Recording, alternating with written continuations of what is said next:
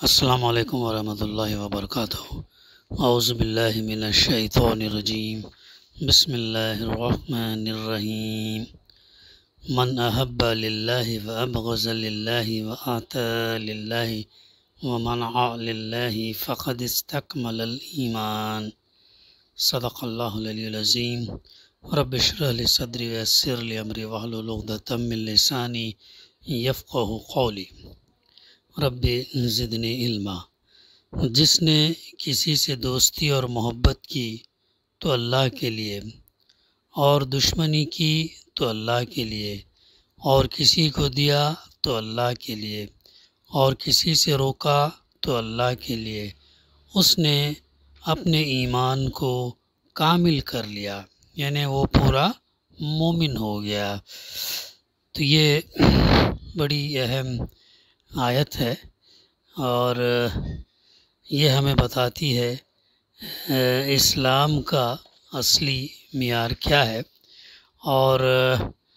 قانونی اور حقیقی اسلام کا فرق جو ہے کیا ہے، اور اس کو ہم سمجھنے کی کوشش کریں گے۔ قانونی اسلام، فقہی اور قانونی اسلام میں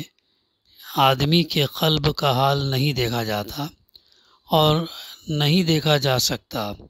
بلکہ صرف اس کے اقرار زبانی کو اور اس امر کو دیکھا جاتا ہے کہ وہ اپنے اندر ان لازمی علامات کو نمایاں کرتا ہے یا نہیں جو اقرار زبانی کی توثیق کے لیے ضروری ہیں۔ اگر کسی شخص نے زبان سے اللہ اور رسول صلی اللہ علیہ وسلم اور قرآن اور آخرت اور دوسری ایمانیات کو ماننے کا اقرار کر لیا اور اس کے بعد وہ ضروری شرائط بھی پوری کر دیں جن سے اس کے ماننے کا ثبوت ملتا ہے، تو وہ دائرۂ اسلام میں لے لیا جائے گا اور سارے معاملات اس کے ساتھ مسلمان سمجھ کر کیے جائیں گے۔ لیکن یہ چیز صرف دنیا کے لیے ہے، اور دنیاوی حیثیت سے وہ قانونی اور تمدنی بنیاد فراہم کرتی ہے جس پر مسلم سوسائٹی کی تعمیر کی گئی ہے۔ اس کا حاصل اس کے سوا کچھ نہیں ہے کہ ایسے اقرار کے ساتھ جتنے لوگ مسلم سوسائٹی میں داخل ہوں وہ سب مسلمان مانے جائیں، ان میں سے کسی کی تکفیر نہ کی جائے، ان کو ایک دوسرے پر شرعی اور قانونی اور اخلاقی اور معاشرتی حقوق حاصل ہوں، ان کے درمیان شادی بیاہ کے تعلقات قائم ہوں، میراث تقسیم ہو اور دوسرے تمدنی روابط وجود میں آئیں۔ یہ قانونی اسلام میں ہے۔ اب آگے ہم دیکھیں گے حقیقی اسلام۔ لیکن آخرت میں انسان کی نجات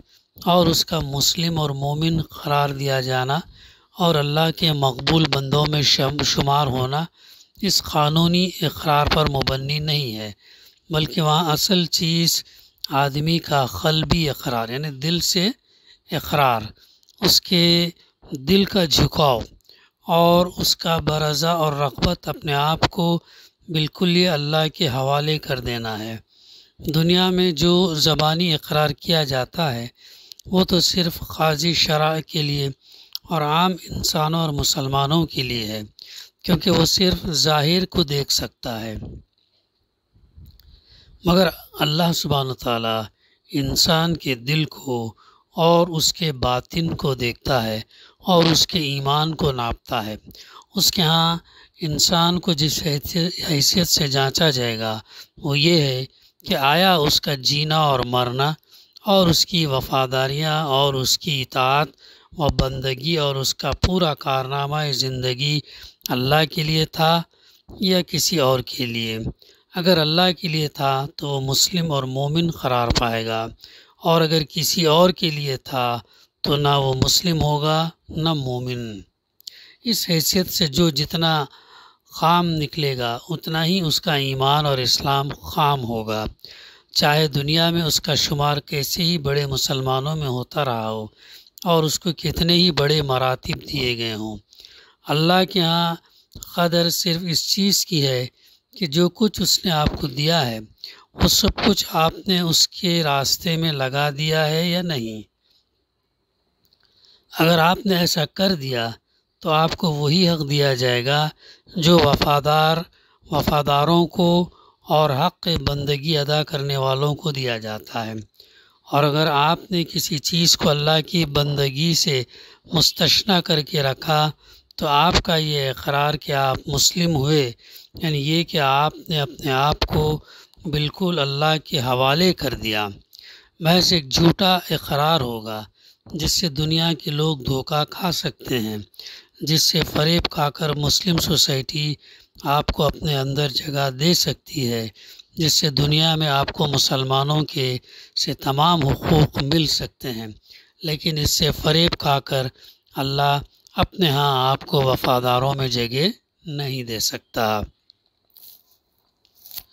یہ قانونی اور حقیقی اسلام کا فرق جو میں نے آپ کے سامنے بیان کیا ہے، اگر آپ اس پر غور کریں تو آپ کو معلوم ہوگا کہ اس کے نتائج صرف آخرت ہی میں مختلف نہیں ہوں گے بلکہ دنیا میں بھی ایک بڑی حد تک مختلف ہیں۔ دنیا میں جو مسلمان پائے گئے ہیں یا آج پائے جاتے ہیں، ان سب کو دو قسموں پر منقسم کیا جا سکتا ہے۔ مسلمانوں کی دو قسمیں، جزوی مسلمان، یعنی ایک قسم کے مسلمان وہ ہیں جو اللہ اور رسول صلی اللہ علیہ وسلم کا اقرار کر کے اسلام کو بحیثیت اپنے مذہب کے مان لیں، مگر اپنے اس مذہب کو اپنی کل زندگی کا محض ایک حصہ، ایک جز اور ایک شعبہ ہی بنا کر رکھیں۔ اس مخصوص جز اور شعبے میں تو اسلام کے ساتھ عقیدت ہو، عبادت گزاریاں ہو، تسبیح اور مصلی ہو، اللہ کا ذکر ہو، کھانے پینے اور بعض معاشرتی معاملات میں پرہیزگاریاں ہو، اور وہ سب کچھ ہو جسے مذہبی طرز عمل کہا جاتا ہے، مگر اس شعبے کے سوا ان کی زندگی کے دوسرے تمام پہلو ان کے مسلم ہونے کی حیثیت سے مستثنی ہوں۔ وہ محبت کریں تو اپنے نفس یا اپنے مفاد یا اپنے ملک اور قوم یا کسی اور کی خاطر کریں، وہ دشمنی کریں اور کسی سے جنگ کریں تو وہ بھی ایسے ہی کسی دنیاوی یا نفسانی تعلق کی بنا پر کریں۔ ان کے کاروبار، ان کے لین دین، ان کے معاملات اور تعلقات، ان کا اپنے بال بچوں،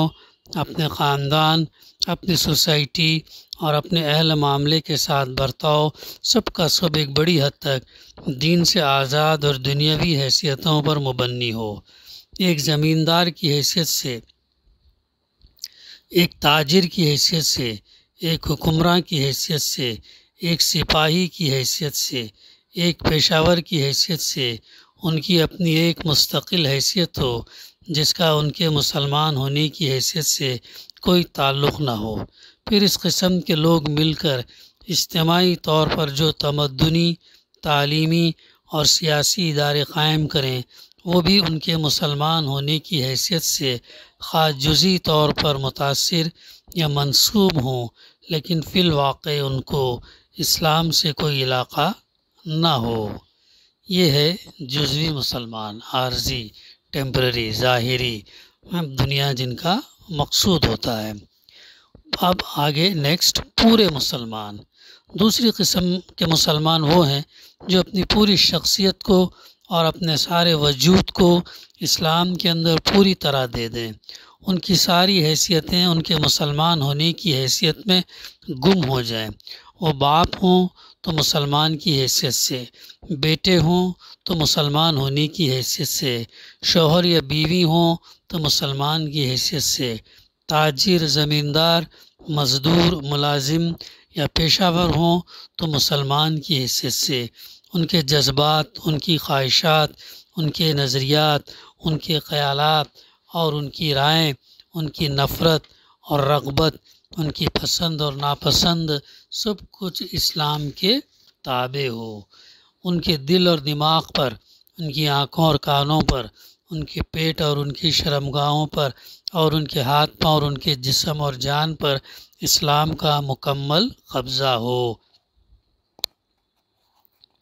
نہ ان کی محبت اسلام سے آزاد ہو، نہ دشمنی جس سے ملیں تو اسلام کے لیے ملیں، اور جس سے لڑیں تو اسلام کے لیے لڑیں۔ کسی کو دیں تو اس لیے دیں کہ اسلام کا تقاضا یہی ہے کہ اسے دیا جائے، اور کسی سے روکیں تو اس لیے روکیں کہ اسلام یہی کہتا ہے کہ اس سے روکا جائے، اور ان کا یہ طرز عمل صرف انفرادی حد تک ہی نہ ہو بلکہ ان کی اجتماعی زندگی بھی سراسر اسلام کی بنیادی پر قائم ہو۔ بحیثیت ایک جماعت کے ان کی ہستی صرف اسلام کے لیے قائم ہو اور ان کا سارا اجتماعی برتاؤ اسلام کے اصولوں ہی پر مبنی ہو۔ نیکسٹ ٹاپک، اللہ کا مطلوب مسلمان۔ اللہ کون سے مسلمان کو پسند کرتا وہ دیکھیں گے۔ یہ دو قسم کے مسلمان حقیقت میں بالکل ایک دوسرے سے مختلف ہیں، ایک دوسرے کے اپوزٹ ہیں، چاہے قانونی حیثیت سے دونوں ایک ہی امت میں شامل ہوں اور دونوں پر لفظ مسلمان کا اطلاق یکساں ہوتا ہو۔ پہلی قسم کے مسلمانوں کا کوئی کارنامہ تاریخ اسلام میں قابل ذکر یا قابل فخر نہیں ہے۔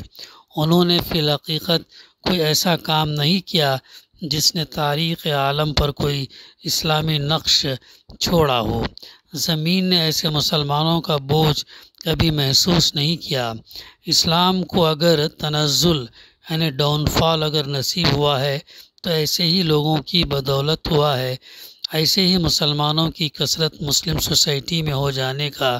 نتیجہ اس شکل میں رونما ہوا کہ دنیا کے نظام زندگی کی باغیں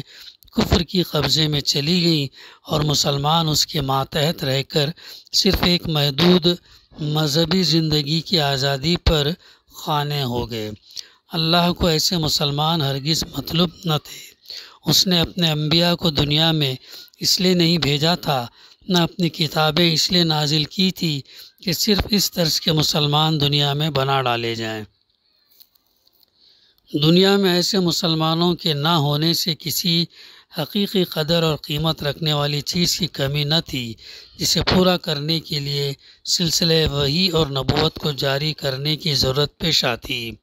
در حقیقت جو مسلمان اللہ کو مطلوب ہیں، جنہیں تیار کرنے کے لیے انبیاء کی بعثت اور کتابوں کی تنزیل ہوئی ہے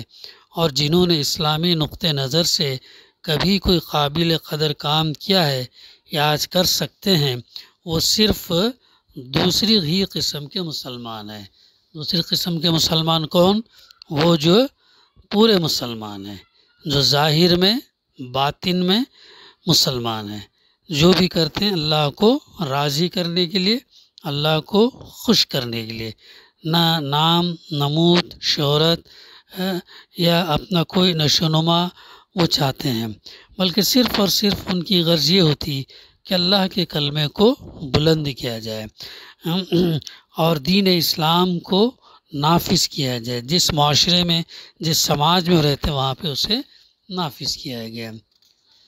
اگلا ٹاپک، حقیقی پیروی غلبے کا سبب ہے۔ یعنی یہ چیز صرف اسلام ہی کے لیے خالص نہیں ہے بلکہ دنیا میں کسی مسلک کا جھنڈا بھی ایسے پیرووں کے ہاتھوں کبھی بلند نہیں ہوا جنہوں نے اپنے مسلک کے اقرار اور اس کے اصولوں کی پابندی کو اپنی کل زندگی کے ساتھ صرف ضمیمہ بنا کر رکھا ہو اور جن کا جینا اور مرنا اپنے مسلک کے سوا کسی اور چیز کے لیے ہو۔ آج بھی آپ دیکھ سکتے ہیں کہ ایک مسلک کے حقیقی اور سچے پیرو صرف وہی لوگ ہوتے ہیں جو دل اور جان سے اس کے وفادار ہیں، لائل ہیں، جنہوں نے اپنی پوری شخصیت کو اس میں گم کر دیا ہے اور جو اپنی کسی چیز کو حتیٰ کہ اپنی جان اور اپنی اولاد تک کو اس کے مقابلے میں عزیز تر نہیں رکھتے۔ دنیا کا ہر مسلک ایسے ہی پیرو مانگتا ہے، یعنی ایسے ہی فالوورز کو مانگتا ہے، اور اگر کسی مسلک کو دنیا میں غلبہ نصیب ہو سکتا ہے تو وہ صرف ایسے ہی پیرووں کی بدولت ہو سکتا ہے۔ نیکسٹ ٹاپک، مسلمان خالص اللہ کا وفادار۔ البتہ اسلام میں اور دوسرے مسلکوں میں فرق یہ ہے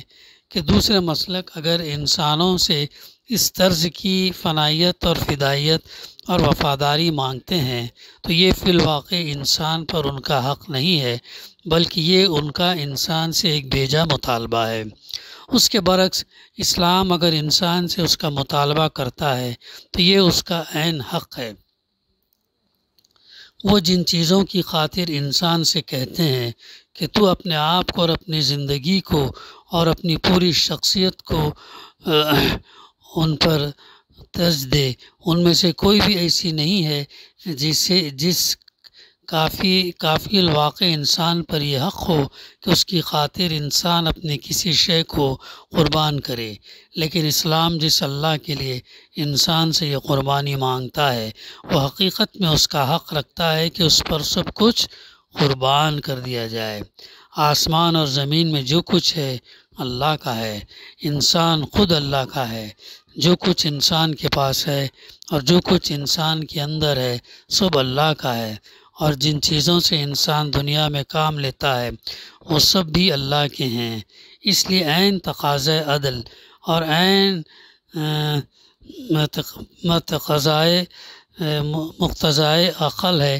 کہ جو کچھ اللہ کا ہے وہ اللہ ہی کے لیے ہو۔ دوسروں کے لیے یا خود اپنے نفس کے مرغوبات کے لیے انسان جو قربانی بھی کرتا ہے وہ دراصل ایک خیانت ہے،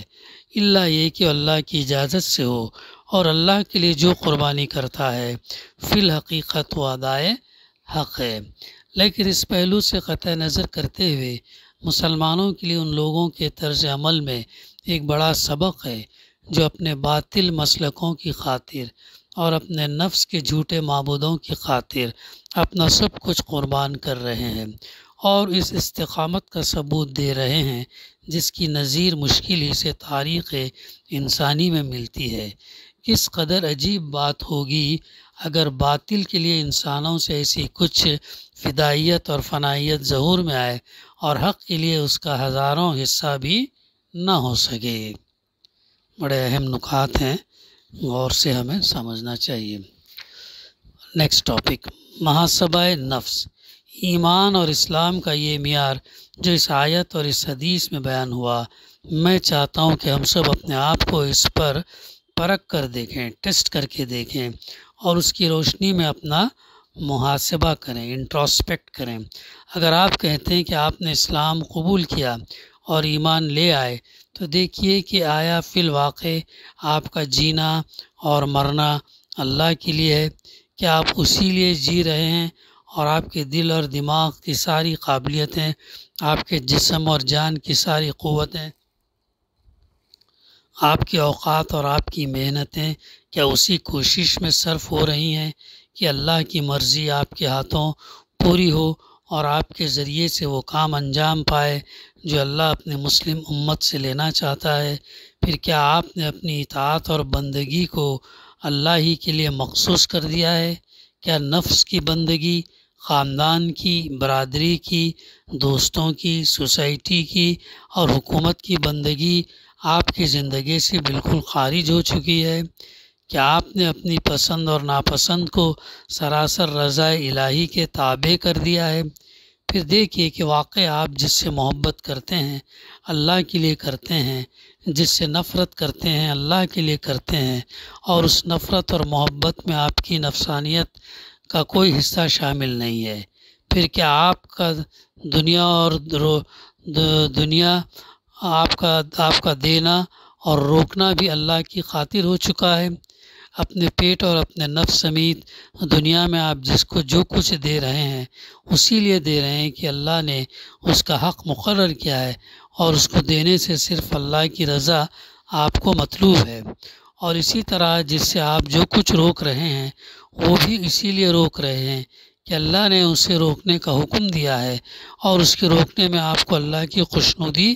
حاصل ہونے کی تمنا ہے۔ اگر آپ یہ کیفیت اپنے اندر پاتے ہیں تو اللہ کا شکر کیجیے کہ اس نے آپ پر نعمت ایمان کا اتمام کر دیا، اور اگر اس حیثیت سے آپ اپنے اندر کمی محسوس کرتے ہیں تو ساری فکریں چھوڑ کر بس اسی کمی کو پورا کرنے کی فکر کیجیے اور اپنی تمام کوششوں اور محنتوں کو اسی پر مرکوز کر دیجیے، کیونکہ اسی کسر کے پورے ہونے پر دنیا میں آپ کی فلاح اور آخرت میں آپ کی نجات کا مدار ہے۔ آپ دنیا میں چاہے کچھ بھی حاصل کر لیں، اس کے حصول سے اس نقصان کی تلافی نہیں ہو سکتی جو اس کسر کی بدولت آپ کو پہنچے گا، لیکن اگر یہ کسر آپ نے پوری کر لی، چاہے آپ کو دنیا میں کچھ حاصل نہ ہو پھر بھی آپ خسارے میں نہیں رہیں گے۔ بہت امپورٹنٹ نقطہ ہے، یہ بھی سمجھو۔ یہ کسوٹی اس غرض کے لیے نہیں ہے کہ اس پر آپ دوسروں کو پرکھیں اور ان کے مومن یا منافق اور مسلم یا کافر ہونے کا فیصلہ کریں، بلکہ یہ کسوٹی، یہ ٹیسٹ اس غرض کے لیے ہے کہ آپ اس پر خود اپنے آپ کو پرکھیں اور آخرت کی عدالت میں جانے سے پہلے اپنا کھوٹ معلوم کر کے یہیں اسے دور کرنے کی فکر فرمائیں۔ آپ کو فکر اس بات کی نہ ہونی چاہیے کہ دنیا میں مفتی اور قاضی آپ کو کیا قرار دیتے ہیں، بلکہ اس کی ہونی چاہیے کہ احکم الحاکمین، حاکموں کا حاکم اور عالم الغیب والشہادہ آپ کو کیا قرار دے گا۔ آپ اس پر مطمئن نہ ہوں کہ یہاں آپ کا نام مسلمانوں کے رجسٹر میں لکھا ہے، فکر اس بات کی کیجیے کہ اللہ کے دفتر میں آپ کیا لکھے جاتے ہیں۔ ساری دنیا بھی آپ کو سند اسلام اور ایمان دے دے تو کچھ حاصل نہیں۔ فیصلہ جس اللہ کے ہاتھ میں ہے، اس کے ہاں منافق کے بجائے مومن، نافرمان کے بجائے فرما بردار اور بے وفا کی جگہ وفادار قرار پانا اصل جو ہے کامیابی ہے۔ یہ تھے آج کے موضوع کے اندر نکات، بڑے اہم ہیں، اسپیشلی حقیقی اور قانونی اسلام کے درمیان، پھر پورے مسلمان کا مطلب کیا ہے، پھر جزوی مسلمان کیا ہے، اللہ کا مطلوب، اللہ کو کیسا مسلمان چاہیے، پھر مسلمان خالص اللہ کے وفادار ہیں جو پھر اس کے بعد محاسبہ نفس ہم نے مطالعہ کیا۔ تو بڑے اہم ٹاپکس ہیں۔ دعا ہے کہ اللہ سبحانہ وتعالی ہمیں صحیح سمجھنے اور خالص اسلام، حقیقی اسلام پر عمل کرنے کی توفیق ہم کو عطا کرے۔